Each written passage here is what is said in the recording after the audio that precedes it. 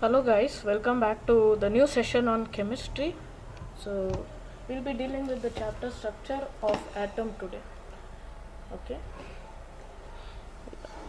Before starting the session, please do like, subscribe and share the channel for more such videos to come up. So let us start with the chapter structure of atom. Okay.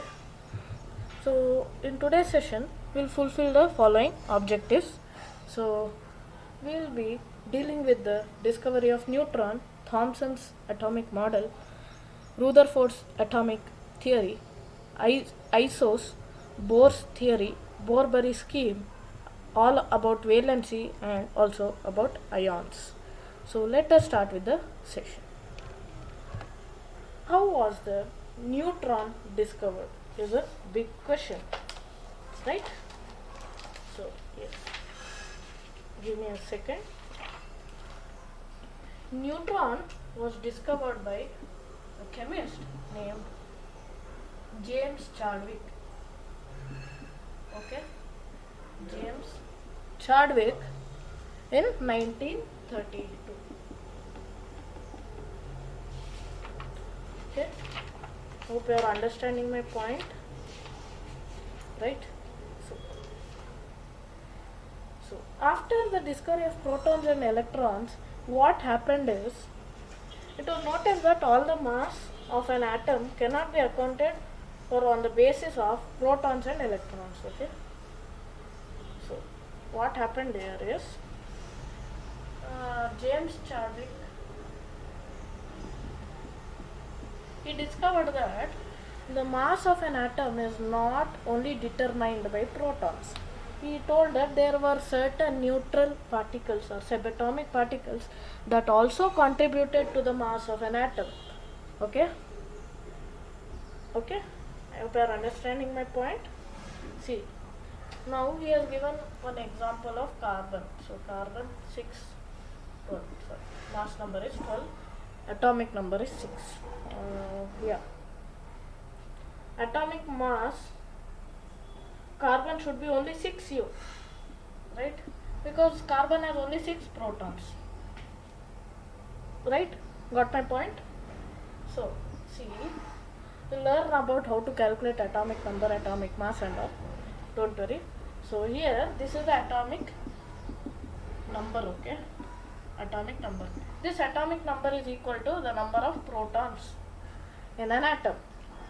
Why is it not number of equal to number of electrons? Because electrons can be donated or taken, okay? So you cannot tell the atomic number is equal to the number of electrons. So what happened here? See, so we have 6 protons here, right? Okay, 6 protons. So according to Goldstein, he told that the mass of an atom is determined by the number of protons in a given atom. So the atomic mass should be 6U according to his statement, but no, the atomic mass of carbon is 12. How come? So James Chadwick, proved that there are certain neutral atoms called neutron. He proved it by using a discharge tube experiment, a modified one, which contained beryllium sheet instead of gold sheet, and also a thin paraffin wax disc. Okay, so alpha particle source or radium was there, vacuum was created. Okay, when the radiation passed through the beryllium sheet, it happened, it was uncharged. When it reached the paraffin wax, it became charged all of a sudden.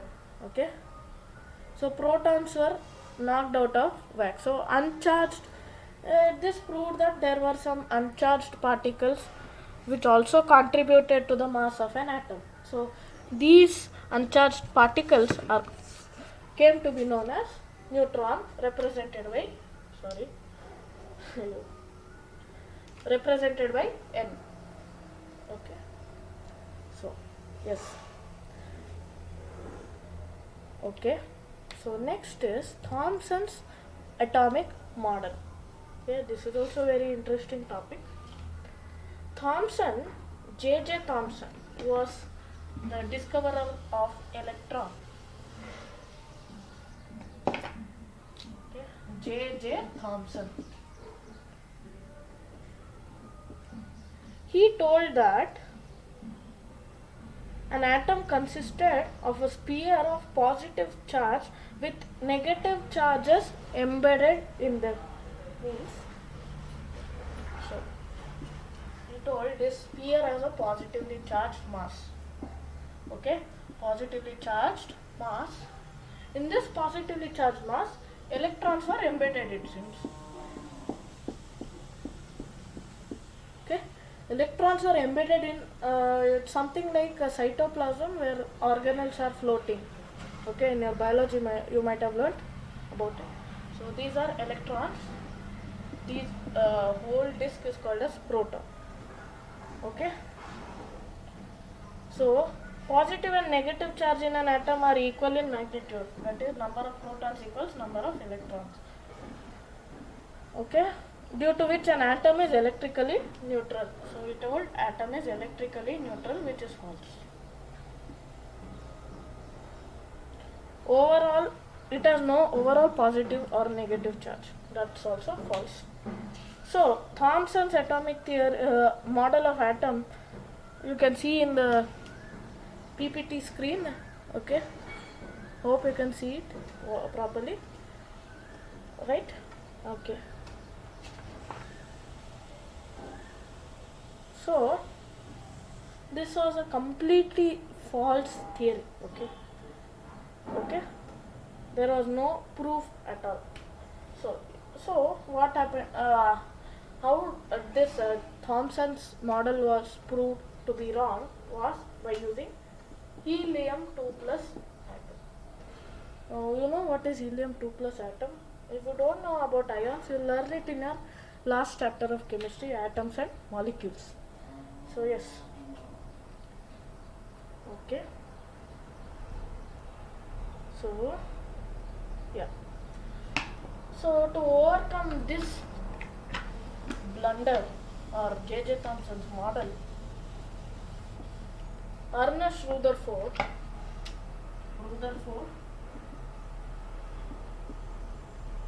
came up with another idea of Rutherford's atomic model. So he used a gold foil experiment. Okay, so it looks something like this. This is a gold foil which is 0.0004 mm thick.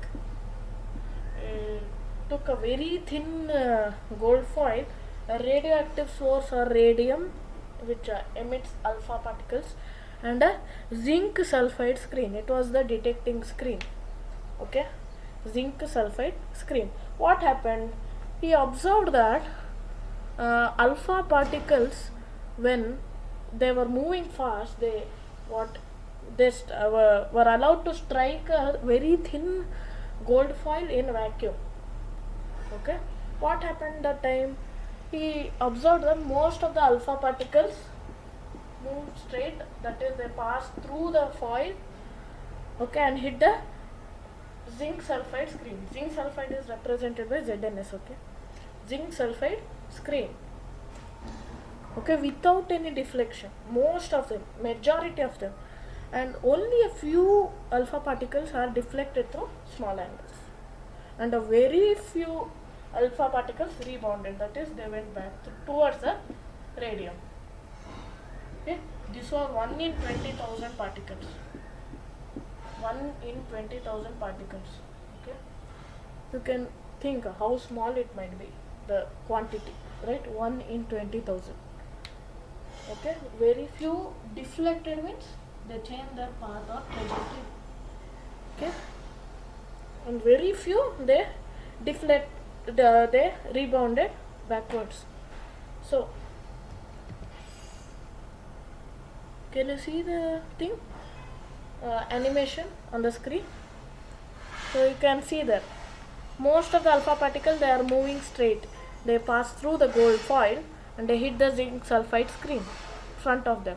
Only few of them deflected towards the left side, right, and few of them they rebounded back. Okay, so this was the apparatus used for the alpha particle scattering experiment or the gold foil experiment. What was the drawbacks? Okay,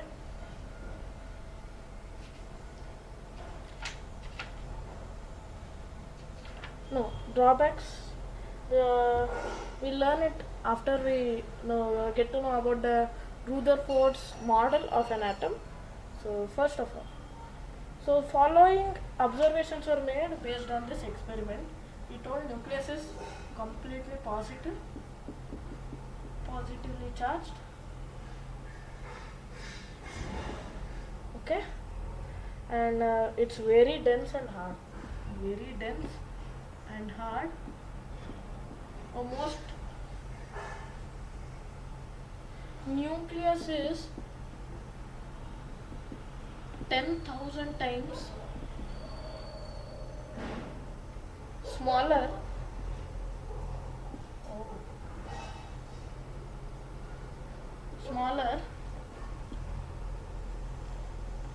in volume than the whole atom. You can imagine how small is the nucleus in volume also, and most of the space in atom is empty. Empty space contributes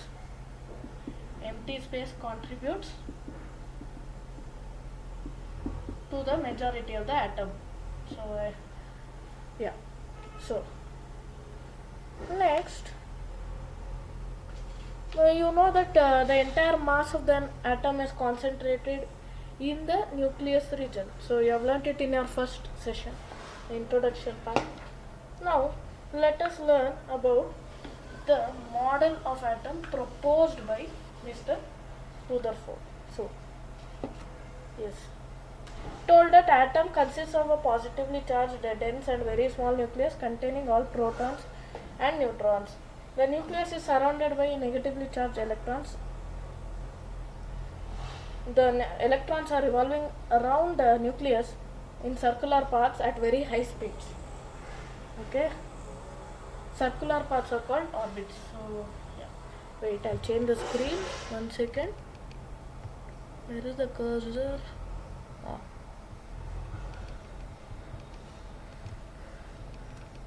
We'll come back to our board for one topic because it's not provided in the PPT.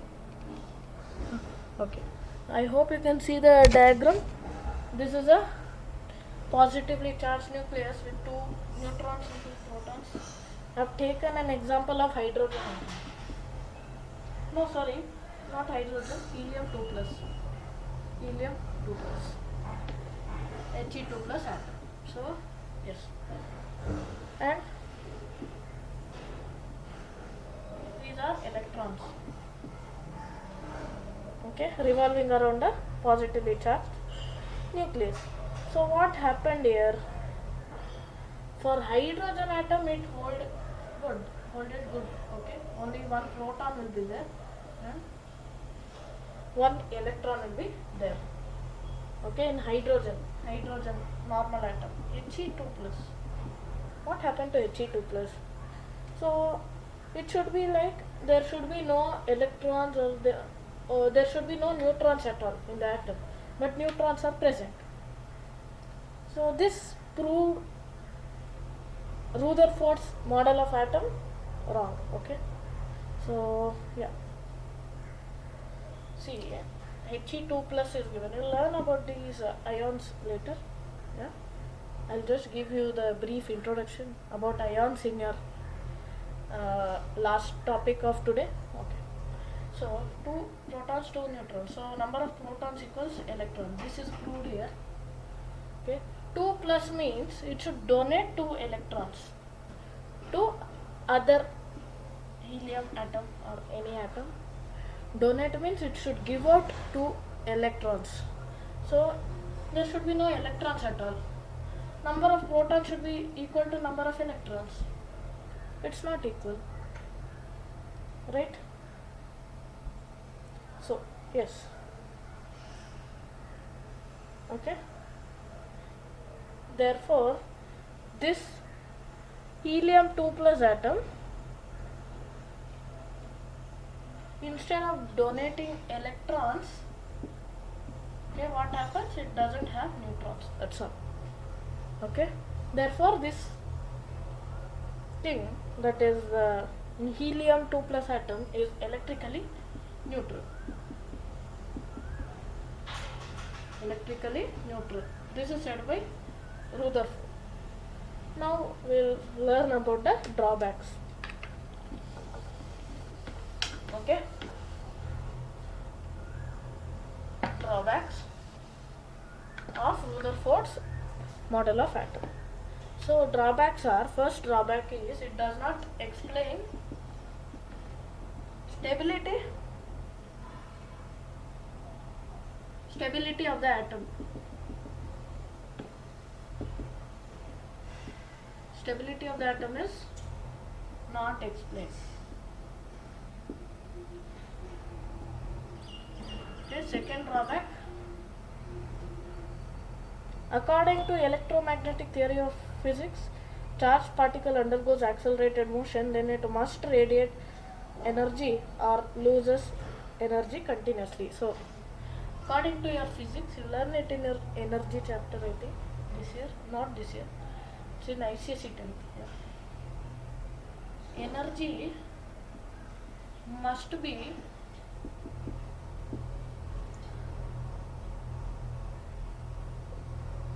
radiated or lost when undergoing accelerated motion. So I'll bring little bit of physics here. See, I think this is a simple model. Hope you can see the diagram. No? Okay. Wait. Use the blue. Now I think you can see. So this is a circular motion. Okay, circular motion. Circular motion. What is happening here? The direction is keep on changing. So yeah, something like tangential. It's changing continuously. Okay. Therefore, the body is under acceleration. So when there is accelerated motion, according to electrodynamics, the energy must be lost. Okay, but this doesn't happen at all according to Mr. Rutherford. So it's completely wrong. Okay. Now the next topic is Mr. Bohr's theory. Bohr's theory of atom. Okay. Yeah, 18 minutes are done. Bohr's theory. Okay. Bohr's theory gave the stability of atom explanation. Okay. Now what did Mr. Bohr tell? Bohr told about. So first postulate of Bohr's model of atom or Bohr's atomic theory is, one second. We'll go back to the PPT screen. Where is the PPT? Okay. So we'll learn about the isos later. So we'll come to the Bohr's theory. So Mr. Bohr told that first postulate atoms are made up of 3 subatomic particles: protons, neutrons and electrons. First postulate. Second postulate is protons and neutrons are located in a small nucleus at the center of atom. This you know. It was told in the this thing. What is it? Rutherford's atomic model. Okay, and electrons revolve rapidly around the nucleus in fixed circular paths called energy levels or shells. Now we rename these orbits as shells or energy level. So he has named it as KLMN and goes on KLMMOPQRSTUVWXYZ. Like that he has named the shells. Okay. So there is a limit to number of electrons which each energy shell or energy level can hold. So this will be explained using the Bohr-Bury scheme or the 2n square rule. I will talk about that. Okay, each energy level or shell is associated with a fixed amount of energy. This you know. There is no charge in the energy of electrons as long as they keep revolving in the same energy level and the atom remains stable. So, when the electrons keep revolving in the same energy level, or you take it as orbit for your better understanding, but it's not orbit, shell or energy level itself. When it keeps on revolving around the same orbit, what happens is it does neither gains energy nor loses energy. So when it jumps to the next shell, it cannot stay there for a long time because of the difference in energy level. So it jumps back and gains the electrons. Okay.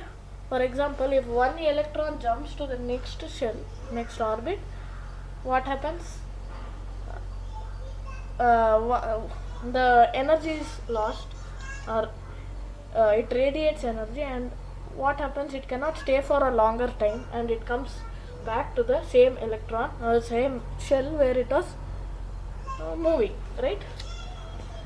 I hope you understood this concept, Bohr's atomic theory. If you have any doubts, you can post it on comment section. We'll take it up in the revision classes again. Okay, very important theory, so you should know about it.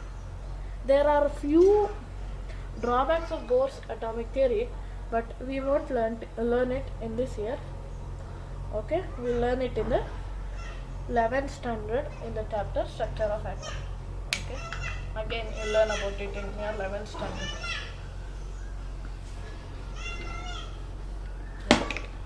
If you want to know the drawbacks, you can reach us at in the comment section, or whenever we take live doubt solving sessions, we'll just discuss about it. Okay. So next is Bohr-Bury scheme. So I told you that there will be a fixed amount of energy or electrons, number of electrons which each shell can hold. So next is Bohr-Bury scheme. One second. Yeah, Bohr-Bury scheme.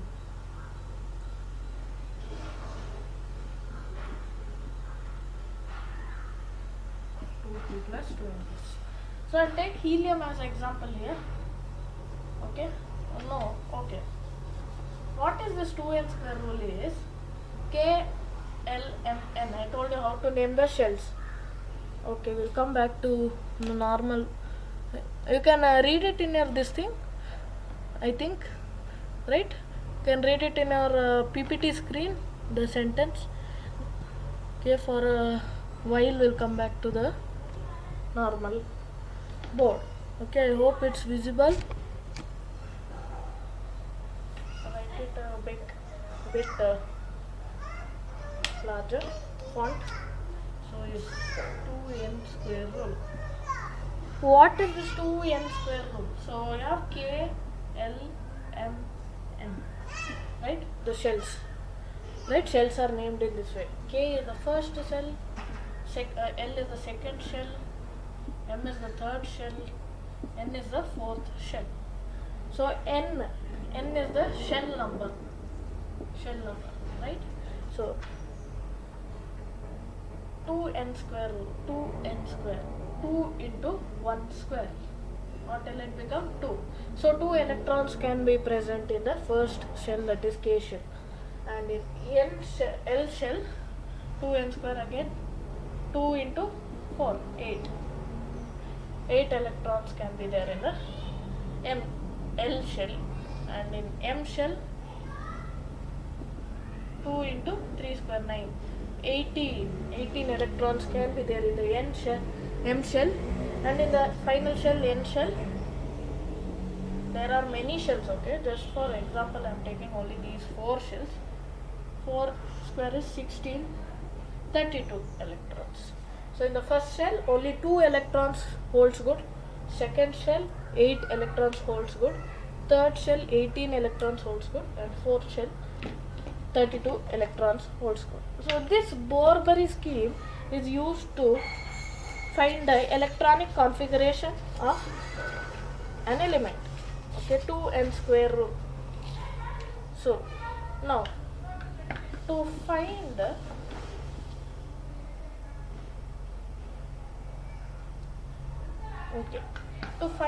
electronic configuration of element carbon has atomic number 6.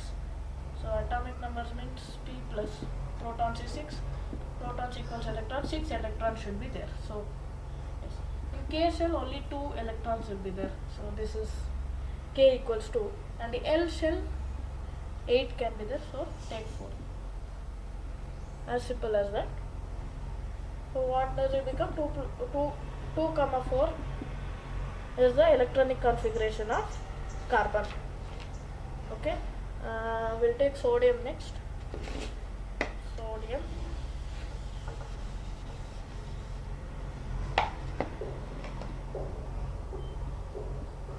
What is the atomic number of sodium? 11. So yeah, first shell, K shell, 2 electrons, L shell, 8 electrons, M shell, only how many electrons? 18 electrons. So what you can take it as? M shell you can take it as 1 electron. So 2, 8, 1 is the electronic configuration according to Bohr-Bury scheme.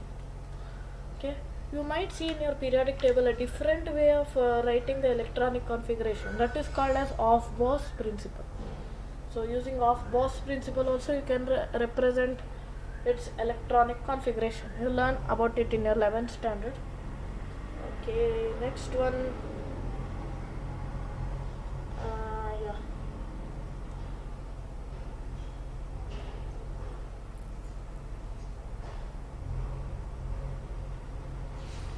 So electronic configuration of first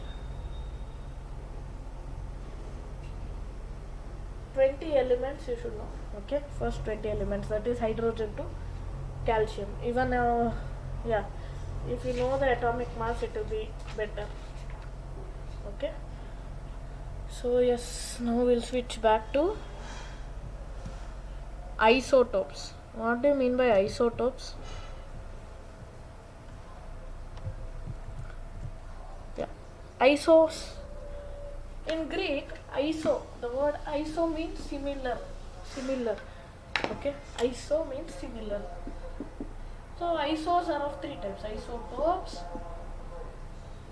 isotones, isobars. What are isotopes? They have same atomic number but different atomic masses. For example, helium 1 of mass 1, helium of mass 2, helium of mass 3. So helium of mass 1 is called as prosium, helium of mass 2 is called as deuterium, helium of mass 3 is called tritium. Okay, sorry, not helium, hydrogen. Okay, what do you mean by isotopes? The same mass number, same atomic number, different mass number. Okay, oh, you can remember what are isotopes. You can see P there, right? P is number of protons. Number of protons equals atomic number. So easily you can remember it, right? And next we'll go to isobars. So first of all, isotopes. What are the example for isotopes? It's hydrogen atom of mass 1, hydrogen atom of mass 2, hydrogen atom of mass 3. So mass 1 atom is called prosium, mass 2 atom deuterium, mass 3 atom tritium. Okay, I hope it's clear. The concepts are clear. Now, yeah, we'll go to isotones. What are isobars? We'll go first. What are isobars? Yeah, you can see A there. Okay, A. Okay, atoms having same atomic mass but different atomic number. Okay, mass number is always represented by capital A, so remember it. Okay, and this thing, what is it, atomic number is Z, so just remember that. So for example, I'll take iron and nickel. So iron atomic number is 26, nickel atomic number is 27, so mass is 58 only. Okay, so just remember one or two examples which it will be very helpful for you. And the last thing is isotones. So you can see N here, that is neutron. Okay, it represents neutron, N, right? So same number of neutrons but different number of same number of neutrons but different number of protons, that is atomic number is different. So mathematical expression for finding number of neutrons is A minus Z, that is atomic mass minus atomic number. So yes, you learn about these things, how to find atomic mass and all in this session only. Okay, so yes, isotones, same number of neutrons. For example, I'll take calcium. Atomic mass is 40, atomic number is 20, and also I'll take potassium, 19, so 39 is the atomic mass. Okay, I hope you are clear with the concepts. These are examples for isotones. So it's very easy to remember because calcium comes after potassium. So if you take potassium, the atomic mass is into 2, 38 point something will get. Just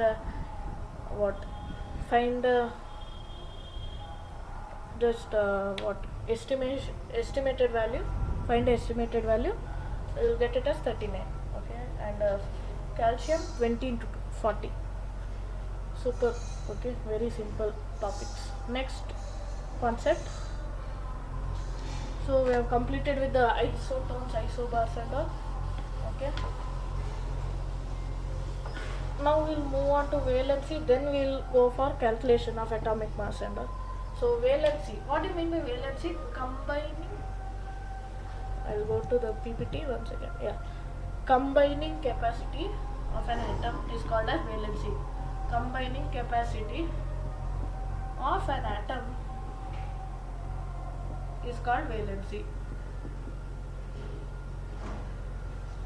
How to define the valency of an atom?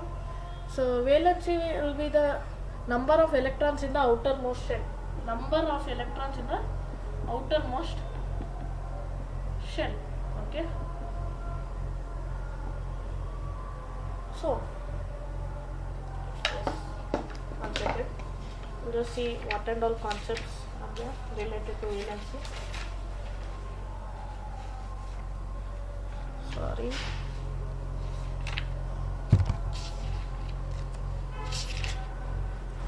Yeah, valence electrons are the number of electrons in the outermost shell. Okay, valence electrons. So why this valence is important? So first of all, I will learn how to find valency of an atom. H1. So hydrogen, the atomic number is 1, mass number is also 1. Okay, so atomic number is 1, mass number is 1. Atomic number is equal to number of protons, which is equal to number of electrons. So nothing will be like, its outermost shell will have 1 electron. So to gain stability, okay, you have learned the 2n square rule, right? It should have the maximum number of electrons which is possible to hold, okay, each shell, the outermost shell, in order to gain stability. So in the K shell it has only 1 electron. According to 2n square rule, it can have 2 electrons. So what happens? So it either gains electrons or loses electrons. It can be H plus ion or H minus ion. H minus means gaining electrons, H plus means losing electrons. Okay, So positively charged ions are called cations and negatively charged are called anions. Remember it, you have learnt it in your class 8 only. Cations, anions. Okay, remember it. These are the two types of ions. We have completed the concept of ions completely. Now to find valency of an atom, it's super easy. Okay. So if I take the example of argon, the atomic number is 18. So just represent it in form of your this thing. What is that?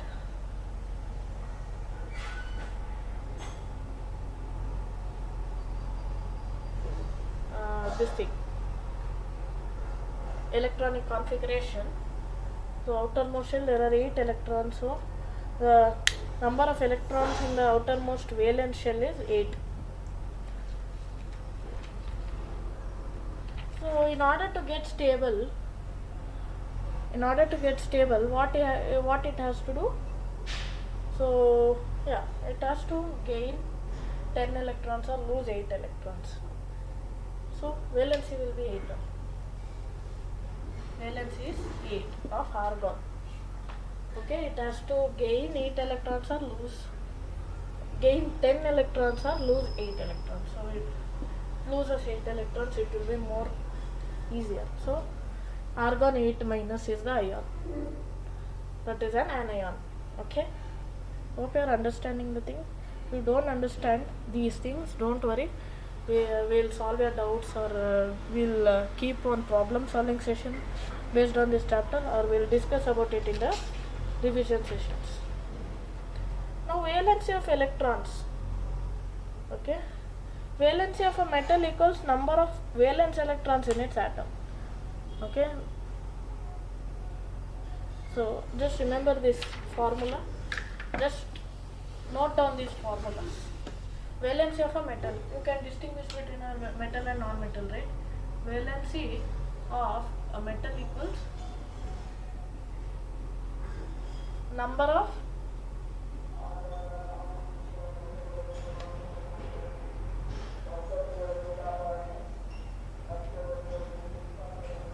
we are done with 37 minutes. Okay, we'll finish it off. Number of valence electrons in its atom. Valence electrons in its atom. And valency of non-metal equals 8 minus number of valence electrons. Just know the formula, it's enough. Just go through your NCERT textbook once to get a clarity on this concept. So yeah, two more topics called as electrovalency and covalency, which we'll cover it in our next session. Okay. So before that, we'll finish off with atomic mass and atomic number. Okay. Yeah, we'll finish with all basic concepts of this chapter. Okay. I hope my audio is clear. Yes? Okay.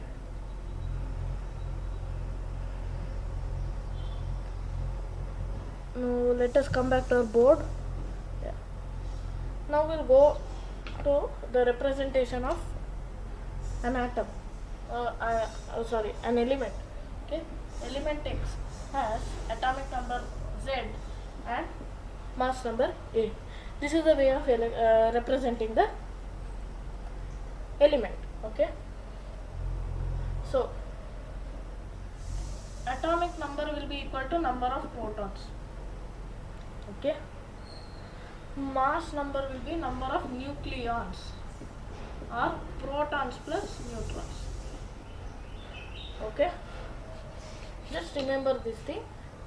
So okay, we'll find few. We'll solve one.